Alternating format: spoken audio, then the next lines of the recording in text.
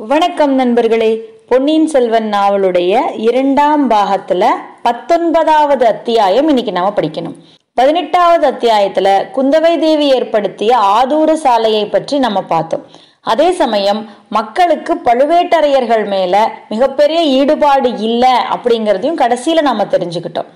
இந்த அத்தியாயத்துல நந்தினிக்கு வாக்கு கொடுத்தது போல அவர்களுடைய அரண்மனைக்கு கந்தன்மாறனை பார்ப்பதற்காக குந்தவை தேவி போறாங்க. அங்க என்ன நடக்குதுன்னு வாங்க படிக்கலாம். 19ஆம் அத்தியாயம் ஒற்றன் பிடிபட்டான். அன்று நடந்த சம்பவங்கள் பெரிய பழுவேட்டரையருக்கு மிக எரிச்சலை உண்டு பண்ணி இருந்தன. சக்கரவர்த்தியிடமும் அவருடைய குடும்பத்தாரிடமும் மக்கள் கொண்டிருந்த விசுவாசத்தை வெளிப்படுத்தி காட்டுவதற்கல்லவா அது ஒரு சந்தர்ப்பமாக போய்விட்டது. ஜனங்களாம் ஜனங்கள், அறிவற்ற ஆடு மாடுகள். 4 பேர் எந்த வழியில் போகிறார்களோ அதே வழியில் 4000 பேர் போவார்கள். சுய அறிவை பயன்படுத்தி கொள்ள எத்தனை பேருக்கு தெரிகிறது என்று தமக்குள் அடிக்கடி சொல்லிக்கொண்டு பொறுமினார். சக்கரவர்த்தி சொர்க்கத்துக்கு போவதற்குள்ளே சாம்ராஜ்யத்தை பாழாக்கி விட்டுத்தான் போவார் போல் இருக்கிறது. இந்த ஊருக்கு வரியை தள்ளிவிடு, அந்த கிராமத்தை இறையிலி கிராமமாக செய்துவிடு என்று கட்டளையிட்டு கொண்டே இருக்கிறார். கொஞ்ச காலத்துக்கெல்லாம் வரி கொடுக்கும் கிராமமே இல்லாமல் போய்விடும்.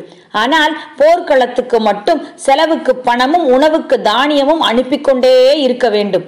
எங்கிருந்து அனுப்புவது என்று அவர் இறைந்து கத்தியதை கேட்டு அவருடைய பணியாட்களே சிறிது பயப்பட்டார்கள். அண்ணா, இப்படியெல்லாம் சத்தம் போடுவதில் என்ன பயன்? காலம் வரும் வரையில் காத்திருந்து காரியத்தில் காட்ட வேண்டும் என்று சின்ன பழுவேட்டரையர் அவருக்கு பொறுமை போதிக்க வேண்டியிருந்தது. குந்தவை தம் அரண்மனைக்கு வரப்போகிறாள் என்று தெரிந்ததும் பெரியவரின் எரிச்சல் அளவு கடந்து விட்டது. நந்தினியிடம் சென்று, இது என்ன நான் கேள்விப்படுவது? அந்த அரக்கி இங்கே எதற்காக வர வேண்டும்? அவளை நீ அழைத்திருக்கிறாயாமே, அவள் உன்னை அவமானப்படுத்தியதையெல்லாம் மறந்து விட்டாயா என்று கேட்டார். ஒருவர் எனக்கு செய்த நன்மையையும் நான் மறக்க மாட்டேன், இன்னொருவர் எனக்கு செய்த தீமையையும் நான் மறக்க மாட்டேன். இன்னமும் இந்த என் சுபாவம் தங்களுக்கு தெரியவில்லையா என்றாள் நந்தினி. அப்படியானால் அவள் இங்கு எதற்காக வருகிறாள்? அவள் இஷ்டம் வருகிறாள். சக்கரவர்த்தியின் குமாரி என்ற இருமாப்பினால் வருகிறாள். நீ எதற்காக அழைத்தாயாம்? நான் அழைக்கவில்லை, அவளே அழைத்து கொண்டாள். சம்புவரையர் மகன் உங்கள் வீட்டில் இருக்கிறானாமே, அவனை பார்க்க வேண்டும் என்றாள். நீ வராதே என்று நான் சொல்ல முடியுமா? அப்படி சொல்லக்கூடிய காலம் வரும். அதுவரையில் எல்லா அவமானங்களையும் நான் பொறுத்து கொண்டிருக்க வேண்டியதுதான். என்னால் பொறுத்து கொண்டிருக்க முடியாது. அவள் வரும் சமயம் நான் இந்த அரண்மனையில் இருக்க முடியாது. இந்த நகரிலேயே என்னால் இருக்க முடியாது. மழபாடியில் கொஞ்சம் அலுவல் இருக்கிறது, போய் வருகிறேன். அப்படியே செய்யுங்கள் நாதா, நானே சொல்லலாம் என்று இருந்தேன். அந்த விஷப்பாம்பை என்னிடமே விட்டு விடுங்கள். அவளுடைய விஷத்தை இறக்குவது எப்படி என்று எனக்கு தெரியும். தாங்கள் திரும்பி வரும்போது ஏதேனும் சில அதிசயமான செய்திகளை கேள்விப்பட்டால் அதற்காக தாங்கள் வியப்படைய வேண்டாம். என்ன மாதிரி அதிசயமான செய்திகள்? குந்தவை பிராட்டி கந்தன்மாறனை திருமணம் செய்து கொள்ளப் போவதாகவோ, ஆதித்த கரிகாலன் கந்தன்மாறனுடைய தங்கையை மணக்கப் போவதாகவோ கேள்விப்படலாம். ஐயையோ, இது என்ன சொல்கிறாய்? அப்படியெல்லாம் நடந்துவிட்டால் நம்முடைய யோசனைகள் என்ன ஆகும்? பேச்சு நடந்தால் காரியமே நடந்து விடுமா என்ன? மதுராந்தகத்தேவருக்கு அடுத்த பட்டம் என்று உங்கள் நண்பர்களிடமெல்லாம் சொல்லி வருகிறீர்களே, உண்மையில் அப்படி நடக்கப் போகிறதா? பெண்ணை போல் நாணி கோணி நடக்கும் மதுராந்தகனுக்கு பட்டம் கட்டுவதற்காகவா நாம் இவ்வளவு பாடுபடுகிறோம் என்று கூறி நந்தினி தன் கரிய கண்களினால் பெரிய பழுவேட்டரையரை உற்று நோக்கினாள். அந்த பார்வையின் சக்தியை தாங்க முடியாத அந்த கிழவர் தலை குனிந்து அவளுடைய கரத்தை எடுத்து கண்ணில் ஒற்றிக்கொண்டு, என் கண்ணே, இந்த சோழ சாம்ராஜ்யத்தின் சிம்மாசனத்தில் நீ சக்கரவர்த்தினியாக வீற்றிருக்கும் நாள் சீக்கிரத்திலேயே வரும் என்றார். கந்தன்மாறன் தன்னை பார்க்க குந்தவை தேவி வரப்போகிறாள் என்று அறிந்தது முதல் பரபரப்படைந்து தத்தளித்து கொண்டிருந்தான். குந்தவையின் அறிவும் அழகும் மற்ற உயர்வுகளும் நாடறிந்தவை அல்லவா?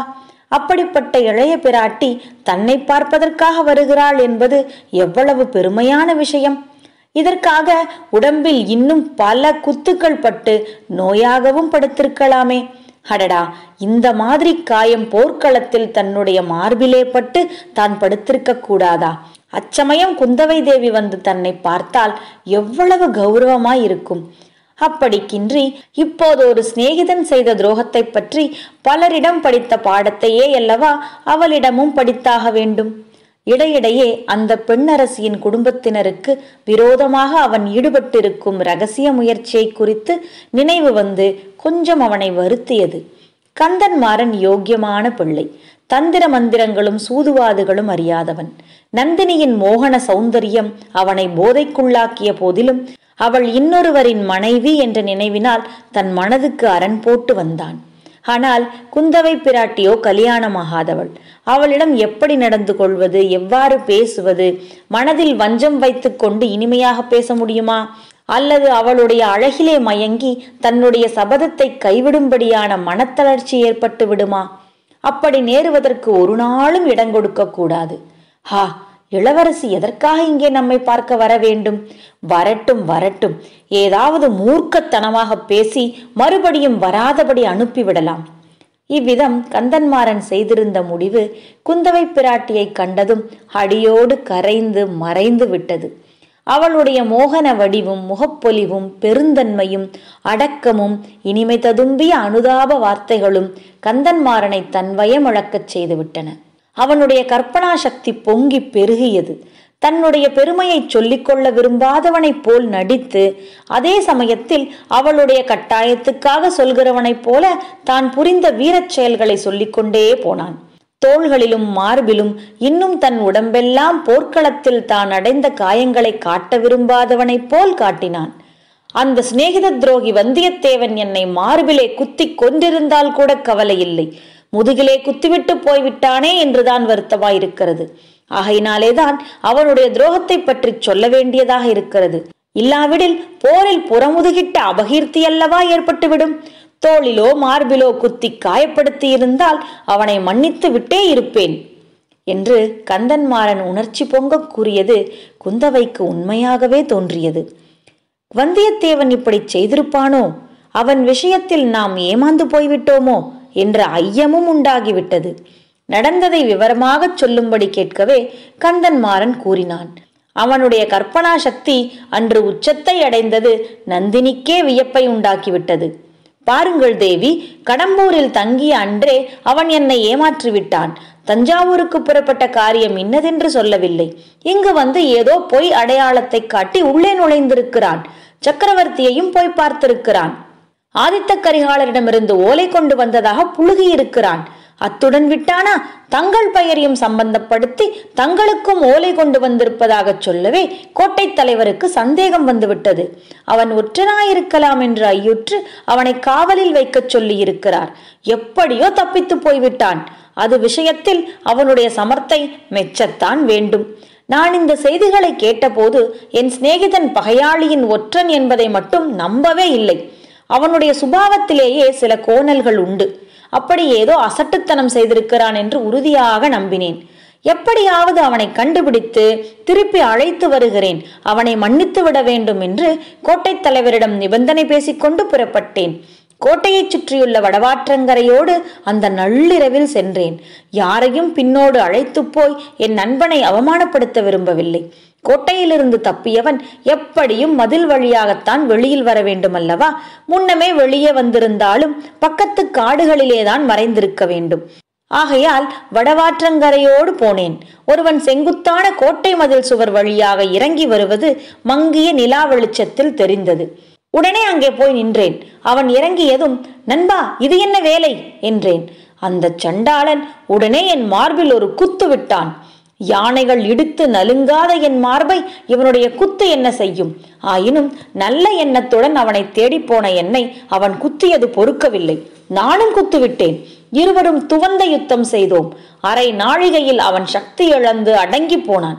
அவனிடம், நீ வந்த காரியத்தை உண்மையாக சொல்லிவிடு, நான் உன்னை மன்னித்து உனக்கு வேண்டிய உதவிகளை செய்கிறேன் என்றேன். களைப்பாயிருக்கிறது, எங்கேயாவது உட்கார்ந்து சொல்கிறேன் என்றான். சரி என்று சொல்லி அழைத்துச் சென்றேன். முன்னால் வழிகாட்டி கொண்டு போனேன். திடீரென்று அந்த பாவி முதுகில் கத்தியினால் குத்திவிட்டான். அரை ஜான் நீளம் கத்தி உள்ளே போய்விட்டது. தலை சுற்றியது. கீழே விழுந்து விட்டேன். அந்த சிநேகித துரோகி தப்பி ஓடிவிட்டான். மறுபடி நான் கண் விழித்து உணர்வு வந்து பார்த்தபோது ஒரு ஊமை ஸ்திரீயின் வீட்டில் இருந்ததை கண்டேன். கந்தன்மாறனின் கற்பனை கதையை கேட்டு நந்தினி தன் மனதிற்குள்ளே சிரித்தாள். குந்தவை தேவிக்கு அதை எவ்வளவு தூரம் நம்புவது என்று தீர்மானிக்க முடியவில்லை. ஊமை ஸ்திரீயின் வீட்டுக்கு எப்படி வந்து சேர்ந்தீர்கள்? யார் கொண்டு சேர்த்தது என்றாள். அதுதான் எனக்கும் விளங்காத மர்மமாக இருக்கிறது. அந்த ஊமைக்கு ஒன்றுமே தெரியவில்லை. தெரிந்தாலும் சொல்ல முடியவில்லை. அவளுக்கு ஒரு புதல்வன் உண்டாம். அவனையும் அன்றிலிருந்து காணவே காணோம். எப்படி மாயமாய் மறைந்தான் என்று தெரியாது. அவன் திரும்பி வந்தால் ஒருவேளை கேட்கலாம். இல்லாவிடில் பழுவூர் வீரர்கள் என் நண்பனை பிடிக்கும் வரையில் காத்திருக்க வேண்டியதுதான். அவன் அகப்பட்டு விடுவான் என்று நினைக்கிறீர்களா? அகப்படாமல் எப்படி தப்ப முடியும்? சப்பட்டை கட்டிக்கொண்டு பறந்துவிட முடியாதல்லவா? அதற்காகவே, அவனை பார்ப்பதற்காகவே இங்கே காத்திருக்கிறேன். இல்லாவிடில் ஊர் சென்றிருப்பேன். இன்னமும் அவனுக்காக பழுவூர் அரசர்களிடம் மன்னிப்பு பெறலாம் என்ற நம்பிக்கை எனக்கு இருக்கிறது. ஐயா, தங்களுடைய பெருந்தன்மையே பெருந்தன்மை என்றாள் இளைய பிராட்டி. அவளுடைய மனம் வந்தியத்தேவன் அகப்படக்கூடாது, அவன் துரோகியாயிருந்தாலும் சரிதான் என்று எண்ணமிட்டது. அந்த சமயத்தில் அரண்மனை தாதியொருத்தி ஓடி வந்து, அம்மா, ஒற்றன் அகப்பட்டு விட்டான், பிடித்து வருகிறார்கள் என்று கத்தினாள். நந்தினி, குந்தவை இருவருடைய முகத்திலும் துன்ப வேதனை காணப்பட்டது. நந்தினி விரைவில் அதை மாற்றிக்கொண்டாள். குந்தவையினால் அது முடியவில்லை. இதோடு 19ஆம் அத்தியாயம் முடிந்தது. இந்த அத்தியாயத்துல ஒரு முக்கியமான விஷயத்த மிக சின்ன இழையா சொல்லியிருக்காங்க. அதை நீங்க கவனிச்சீங்களா? பழுவேட்டரையர்கிட்ட நந்தினி மதுராந்தகனுக்கு பட்டம் கட்டுவதற்காகவா நாம் இத்தனை கஷ்டப்படுகிறோம் அப்படின்னு கேட்கிறா. கொஞ்சம் கொஞ்சமாக பழுவேட்டரையர் மனதிலும் அரியணை ஆசையை அவள் தூண்டிவிட்டு கொண்டிருக்கிறாள் அப்படிங்கிறது நமக்கு இதுல புரியுது. இன்னொரு அத்தியாயத்துல நேரடியாவே நந்தினி அதை சொல்லுவா. பிடிபட்ட ஒற்றன் யாரு அப்படிங்கிறத அடுத்த அத்தியாயத்துல பார்க்கலாம். நன்றி.